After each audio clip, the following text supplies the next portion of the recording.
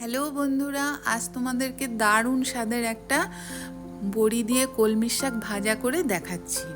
দেখো কিভাবে করি। আমি 2 আটি কলমির শাক ছোট ছোট করে কুচিয়ে রেখেছি। এটাকে আমি 5-6 বার জলে ভালো করে ধুয়ে পরিষ্কার করে নিয়েছি। এটা করতে লাগবে হচ্ছে বড়ি। আমি 7-8টা মতন বড়ি নিয়ে নিয়েছি, 12টা মতন রসুন কুয়া, 5-6টা লঙ্কা চিড়ে রেখেছি। এবার হলুদ গুঁড়ো, নুন আর চিনি, এই লাগবে আমার উপকরণ।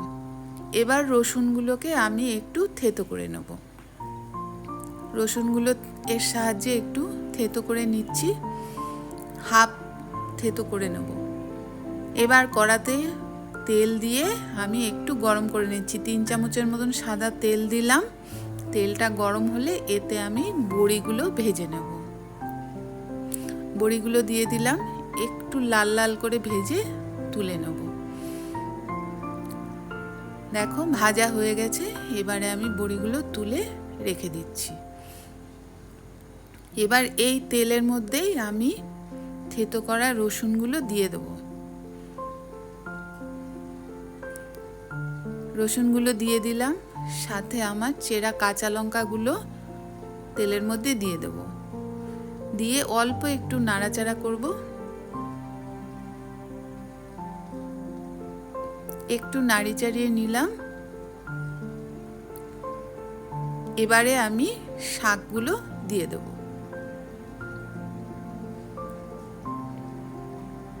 শাকগুলো দিয়ে দিচ্ছি। শাকগুলো আমি পুরোটা দিয়ে দেব। দিয়ে আমি 2 মিনিটের মতন চাপা দিয়ে রাখবো, যাতে শাকগুলো একটু মজে যায়। তাহলে ওটা ভাজতে সুবিধা হবে, সেদ্ধও হয়ে যাবে সাথে। আমি ঢাকা দিয়ে রেখে দিচ্ছি, 2 মিনিট থাকবে। গ্যাসের আঁচটা ফুল ফ্লেমেই রাখা আছে। 2 মিনিট পর আমি ঢাকনাটা খুলে নিলাম। সুন্দর মজে গেছে শাকগুলো। এবারে আমি এই শাকের মধ্যে হাফ চামচ নুন দিয়ে দিচ্ছি। তোমরা তোমাদের স্বাদ মতো নুন দেবে। হাফ চামচ হলুদ দিয়ে নিচ্ছি।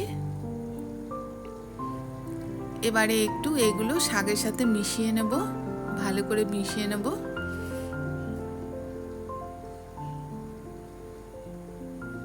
মেশানো হয়ে গেলে এতে আর আমি ঢাকা দেব না। এবার আমি গ্যাসটা ফুল ফ্লেমেই আমি 10 মিনিটের মতন ভেজে নেব। শাকের যে জলটা বেরাবে সেটা শুকানোর জন্য 10 মিনিট লাগবে টাইম।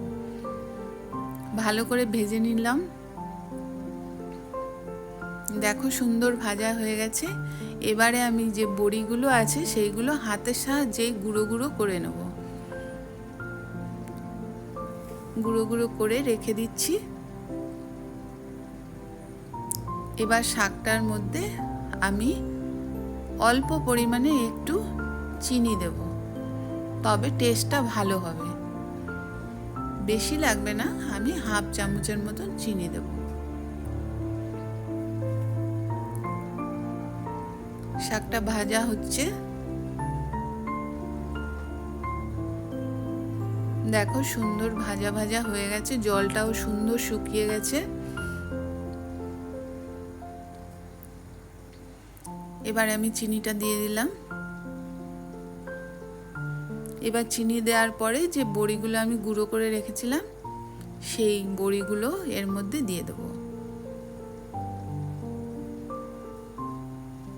এবারে ভালো করে এটাকে মিশিয়ে নেব শাকের সাথে। বাস, আর কিছু মশলাই এতে দিতে হবে না।